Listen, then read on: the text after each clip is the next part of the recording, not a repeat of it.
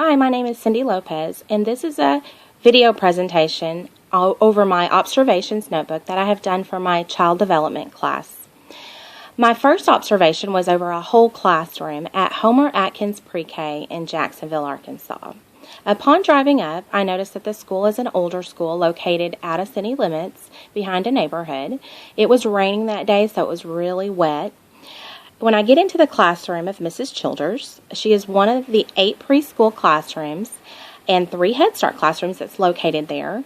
I see that it's very cramped, it's small, it's disorganized, there's not labels on centers, and really disorganized and cluttered.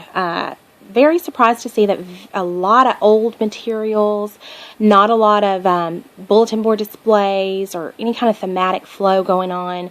And I really didn't even know what they were learning at the circle time until I saw that they were shaking heavy whipping cream to make butter. And then I heard that the teacher, Mrs. Childers, say that we're learning about farm and we're making butter. And the children were so excited, shaking away at their butter. They went ahead and went back to the table. They got to spread their butter on. Mrs. Childers and her assistant, Mrs. Sipes, was asking open-ended questions. There was conversations flowing. It was wonderful hearing all the excitement and all the different things the children would say about farm. Although I was disappointed that when I looked around the centers, I couldn't find any books on farm. I couldn't find any farm animals. I really didn't know what center was what because I had to have a few clues since it wasn't labeled. The children got to leave and go to centers, but they only had a name tag, and they took that with them, and they just set it down.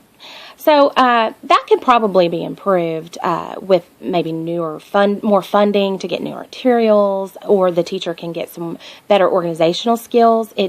A lot of things can go into that. Our textbook does say in Chapter 6 that adults are responsible for rearranging, reintegrating, adding new materials, bringing those themes to bring about the thinking and cognitive development and oral language skills that a classroom should be able to stand in it and see this is what they're learning.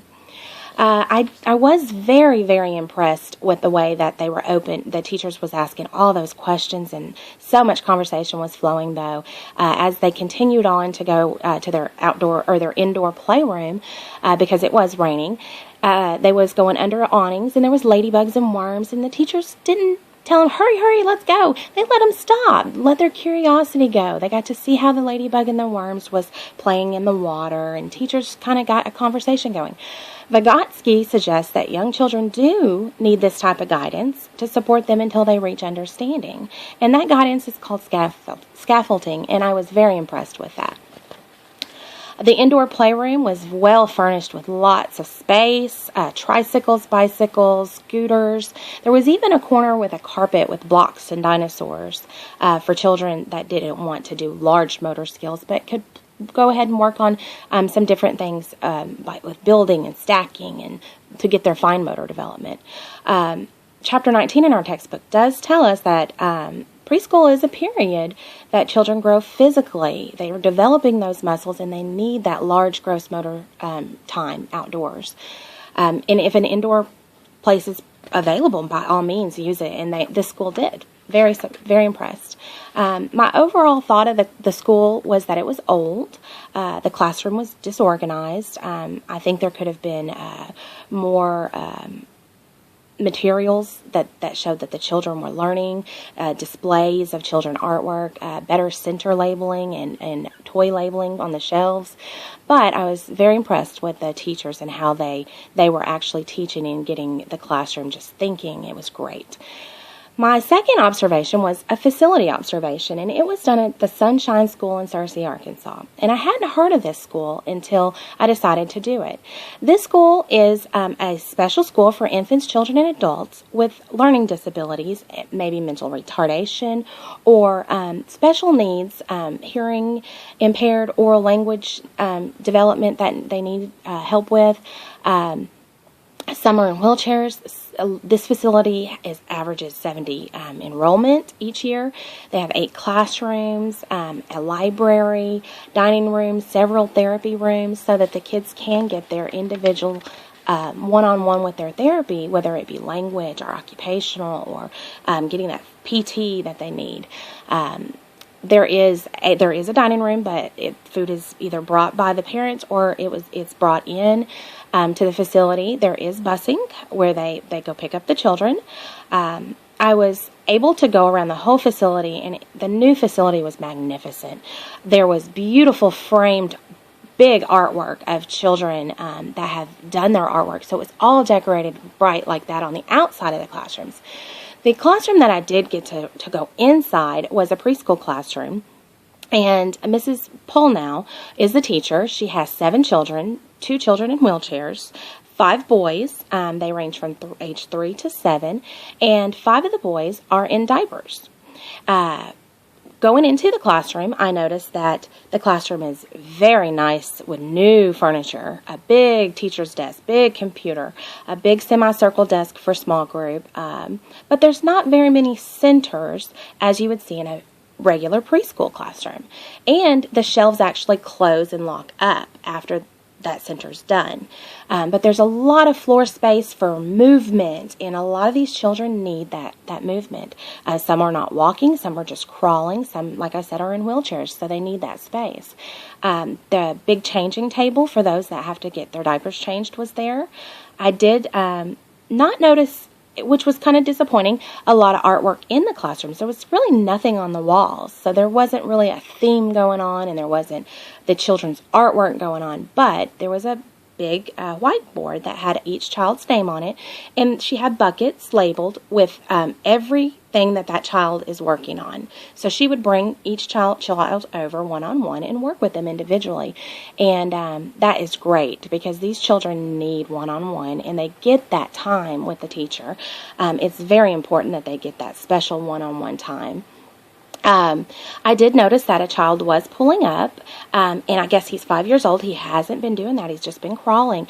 And in our chapter 2, Skinner is the behaviorist that says that positive reinforcements strengthen or shape a child to do a desired behavior. So over time, because the teacher was just given such positive reinforcement, yay, you did it. I knew you could do it. Next, you'll be walking, that came about.